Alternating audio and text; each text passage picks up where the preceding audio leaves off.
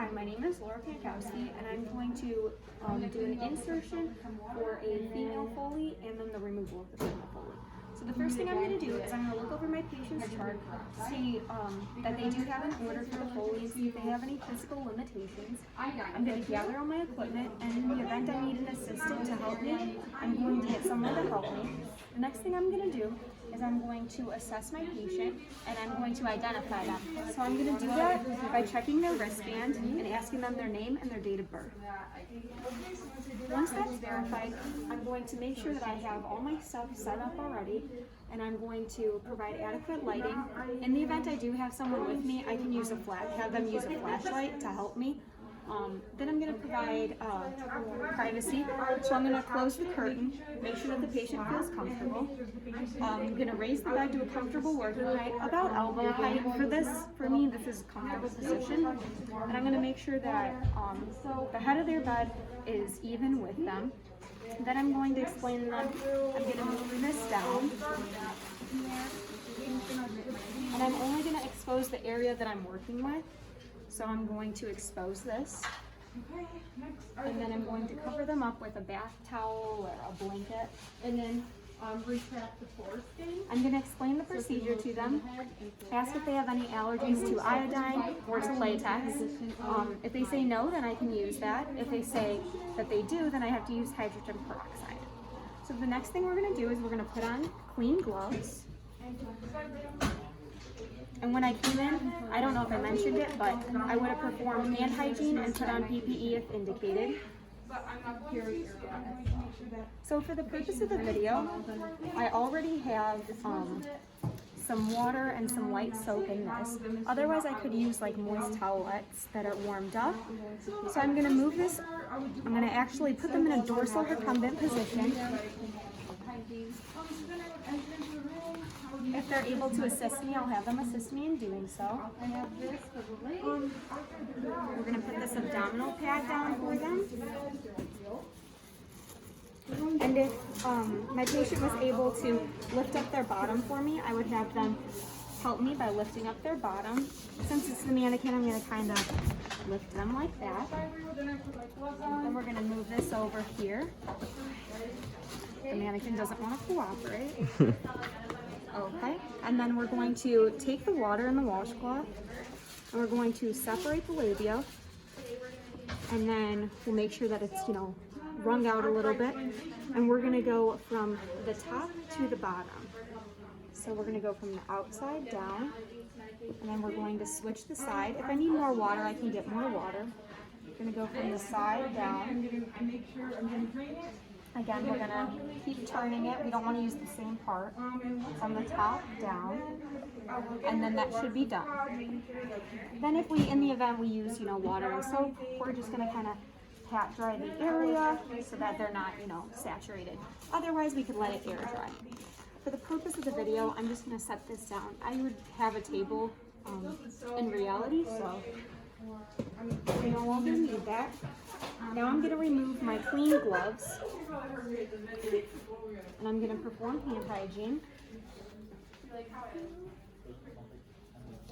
Okay, now is when we're going to open the catheter kit itself. So I want to check the catheter kit to see what size it is. In the event that I have a smaller patient, I would need to get a smaller catheter. So for the purpose of the video, this one should be just fine.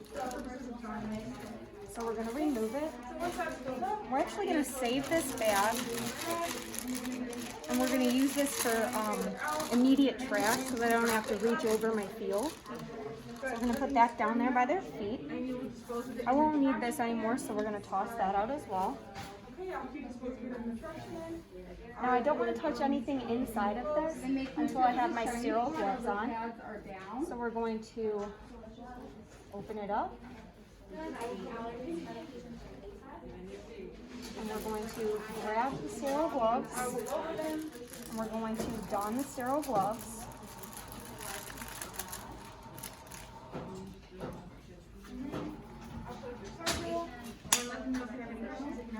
hydrogen peroxide, lift it open, and then I wash my hands and remove my catheter. Okay, and then we're just going to leave that there for now so that I'm not contaminating anything. So we are going to take the blue sheet first. I just need my And we want the shiny side to be down for this. We're going to wrap this into our hands like this to avoid from touching the patient. And we're going to kind of just let that fall. This is just to make our sterile field a little bit better. So again, shiny side down. That's just going to increase our sterile field. For the purpose of doing a female, we don't need the one with the hole in it, so we can just set that aside, get rid of it. Then we're going to take our whole tray, we're going to move it over here. And we want to avoid touching the patient with our hands. We also want to make sure that none of our material touches the patient. So then, we already asked them if they had an allergy to latex or iodine. So let's say for the purpose of the video, since it's the mannequin, that they do have an iodine allergy. So we're going to use hydrogen peroxide. And what we're going to do is we're going to open that up and we're going to saturate the cotton balls. We want them completely saturated. We're going to dispose of that. We're going to open our lubricating jelly. This is just going to make the process easier to actually insert the catheter for the patient. There'll be, less discomfort for them, that type of thing. We're going to throw that away as well. We're going to make sure that we take the cap off of our saline. And then we are going to remove the catheter itself from the back, from our sheath. So we're going to kind of do like a little method of coiling. We're pulling this off. I'm going to throw this away as well.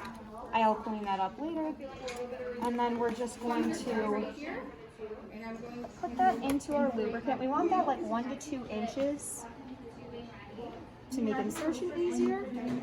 Again, we're going to make sure that this doesn't touch the patient. And then before we do a clean and a sterile hand, we're going to put the syringe on there as well. Again, try not to, don't let it touch the patient because that would be considered a contamination. And we would have to restart. So what I'm going to do now is I'm going to separate the labia. The second my left hand, my non-dominant hand, touches, it's not getting moved. So I have to make sure that I hold it apart correctly. So we've separated, and my hand is stuck here now. So we're going to clean the area with the saturated cotton balls. This one wants to get unstuck. And then we're going to go from the outside, from the top to the bottom. We'll throw that away. We're going to do the same thing from the top to the bottom, this way. And then one more from the top to the bottom. We're going to save this in case, in the event anything happens and we might need to clean it again, so we'll save that. The next thing we're going to do is this is when we're actually going to insert the catheter. So I'm going to explain to the patient if they could, take some deep breaths. They might feel, a little bit of discomfort. So if they could just take a deep, some deep breaths. And then we want to avoid our hands touching it. If we feel any resistance, just turn it a little bit to insert it. Make sure our patient's doing okay. And then once we see some urine output, we're going to look at it, and then we're going to do 2 to 3 inches in after the urine output.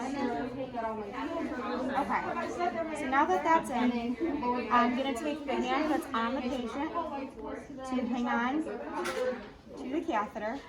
And we're going to push in as much liquid as they've given us or per hospital policy in the facility.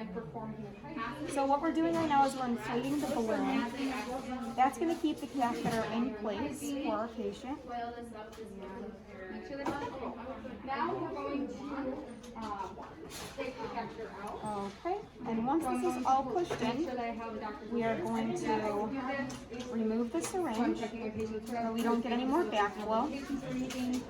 And then we are going to gently pull to make sure that there's some resistance there.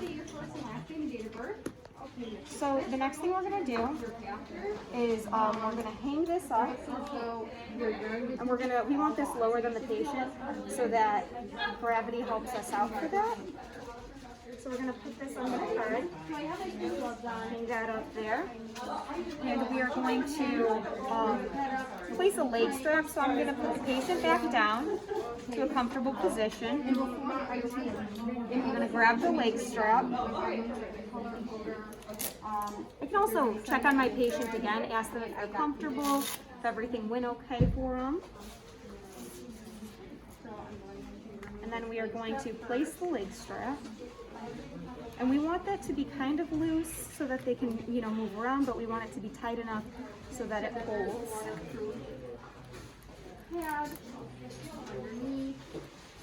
Okay, and we are going to make sure that there's a little bit of slack as well. So in the event that they do turn or move, nothing's getting ripped out, nothing hurts them. Okay, once that's on, we're going to make sure that we clean everything up. We're going to dispose of this. I'm going to keep it for the purposes of our video. I'm going to dispose of all my other materials in the garbage. Again, I'm keeping them for the video. So obviously I will show some resistance. I'm going to get rid of the rest of this. I'm keeping it, like I said again, for the video. And then I'll make sure that I put the patient back into a comfortable position. And then I'll cover them up. I'll remove this bath towel. I'll remove my sterile gloves. Perform hand hygiene, and then just assist my patient with anything else I need to do for them. Okay, so we're gonna now remove the catheter. So let's say that I've been gone all day, I come back, and it's time for the doctor's order to remove the catheter. We're gonna start with all the same steps I said in the beginning of the video with ensuring privacy, putting on PPE if I need it, washing my hands, getting an assistant, raising the bed, all of that. So now we're going to do the actual process itself. So we're going to, again, remove the blanket that they have on them. I'm going to position their legs so that this is a little more comfortable, more easily accessible. I've covered them up so that only the area I'm working with is exposed. And then since this is a clean procedure, I can put on my clean gloves.